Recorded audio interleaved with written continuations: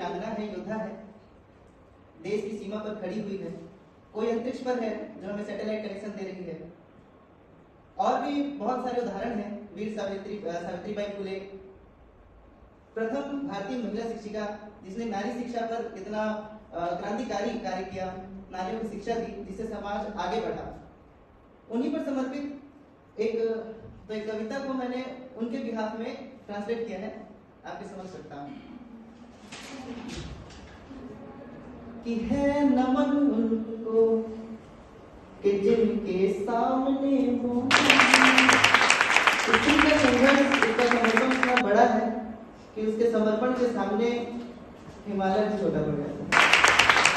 यही कि है नमन उनको कि जो इस देह को अमृत देकर इस जगत में शौर्य की जीवित कहानी हो गए।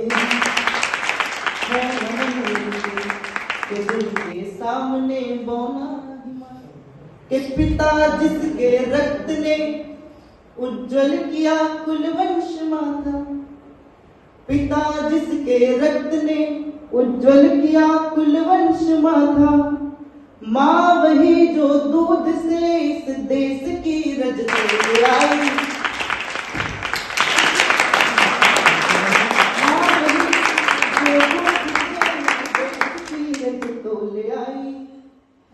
भाई जिसने सावनों में भर लिया पतझड़ स्वयं ही, पतझड़ स्वयं यानी कि अगर वो राखी में है, नहीं आए, नौकरी में चली गई है, राखी में नहीं है, तो कैसा लगेगा एक भाई को?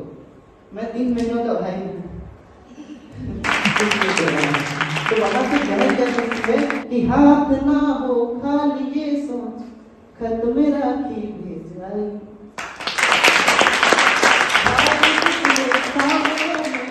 भर लिया पतझड़ स्वयं ही, हाथ ना हो खाली सोच खत में राखी भेज आई।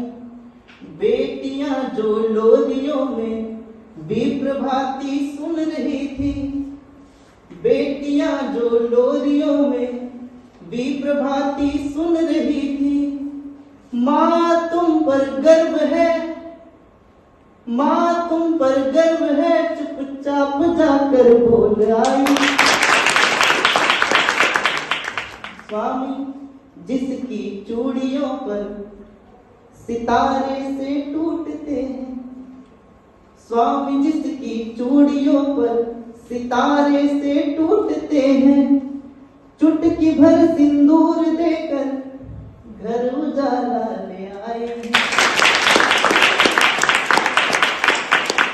है नमन उस देहरी को, है नमन उस देहरी को जिस पे तुम खेली थी गुड़िया। लड़कियों का फेवरेट गेम होता है बचपन का।